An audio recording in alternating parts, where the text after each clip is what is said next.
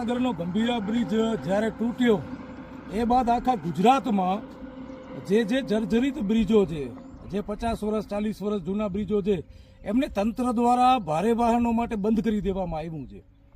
હવે 40 વર્ષ 50 વર્ષ જૂના જે બ્રિજો છે એવામાંથી એક કચ્છ, અને કચ્છનું ખાસ મથક એટલે અબડાસાનું એક બ્રિજ છે, ભવાનીપર ગામ નજીક આવેલું. આ બ્રિજ છેલ્લા 50 વર્ષ ઉપર થઈ ગયું બન્યું છે. એ બાદ માત્ર ને માત્ર સમારકામ કરવામાં આવ્યું છે. અહીં આગળ આ પુલનું કામ આજની તારીખમાં ચાલુ નથી થયું. આ ગંભીરા બ્રિજ પડ્યું એ બાદ અહીંયા કને આ જે લોખંડના પાઇપ લગાવવામાં આવ્યા ભારે વાહનો બંધ કરવા માટે, એથી પહેલા અહીંયાથી ભારે વાહનો ચાલતા હતા. અને આજે અહીંયા પુલની હાલત પણ એકદમ ગંભીર છે, એકદમ તૂટેલું ફૂટેલું અને થીગડા લગાવેલી હાલતમાં છે. આ તંત્રની આંખો જ્યારે કોઈ મોટી ઘટના દેશમાં રાજ્યમાં બને ત્યારે ખુલે છે, પણ વસ્તુ એ થાય છે કે છેલ્લા 4 દિવસથી આ પુલ બંધ છે. આના કારણે ભારે વાહનો નથી આવતા. એના કારણે અબડાસાની જે પ્રજા છે એમને આર્થિક રીતે પણ તંગી પડી રહી છે. સાથે સાથે બસનો રૂટ જે 10 કિલોમીટર ફરીને અહીંયાથી નીકળે છે, અહીંયાથી એવા 10 થી 15 ગામડાઓ છે જ્યાં આગળ આ જનતાને, આમ પ્રજાને, ગામડાના લોકોને તકલીફ ભોગવવી પડે છે. આ બ્રિજની હાલત તમે જુઓ કેટલી ખરાબ છે. આજે તંત્ર જે કચ્છનું જે વહીવટી તંત્ર છે, જેમાં હું ભુજની વાત કરું તો ભુજમાં પણ એક હમીસર આગળ પુલિયો આવેલું છે. એ પુલિયો પણ છેલ્લા 3-4 વર્ષથી બંધ છે, ત્યાં કામ ચાલુ નથી થયું.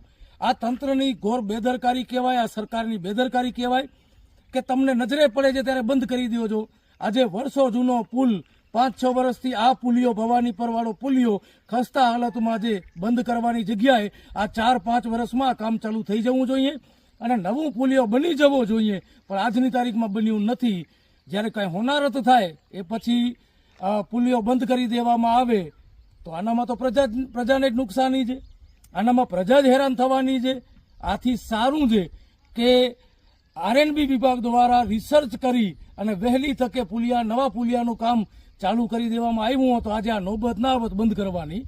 મારી એક તંત્રને વિનંતી છે કે તાત્કાલિક ધોરણે નવો પુલિયો બનાવવામાં આવે ને અબડાસાની, આ ભુજથી અબડાસાને જોડતો એક મુખ્ય માર્ગ છે. આ એવું નથી કે કોઈ ગામડાને જોડે છે, ભુજથી અબડાસાને આખા તાલુકાને જોડતું મુખ્ય માર્ગ છે. તંત્ર પાસે મારી માંગ છે અને તાત્કાલિક ધોરણે દરિયામાં જો પુલિયા બની શકતા હોય તો આ તો માત્ર એક નાનો ડેમ છે. અહીંયા આગળ પણ આ સિઝનમાં પુલિયાનું કામ ચાલુ થઈ શકે એમ છે. તંત્રને વિનંતી છે તાત્કાલિક ધોરણે આ પુલિયાનું કામ ચાલુ કરવામાં આવે, જે થકી અબડાસાની જે જનતા છે એને હેરાનગતિ ન થાય. બસોનો રૂટ જે 10-15 કિલોમીટરનો જે ફરીને જાય છે, ગામડાઓમાં ઘણી બસો આવતી નથી, એમાં 10 થી 15 ગામડા વચમાં આવે છે, એમને હેરાની થાય છે. તો આ હેરાનગતિ ન થાય અને તંત્રને મારી માંગ છે કે ભાઈ પબ્લિકને હેરાન કરવા કરતાં તમારા જે ખાવપાત્ર અધિકારીઓ છે, તમારા જે હપ્તાખોર અધિકારીઓ છે, એમને ધંધે લગાવો અને તાત્કાલિક ધોરણે આ પુલિયાનું કામ ચાલુ કરાવો.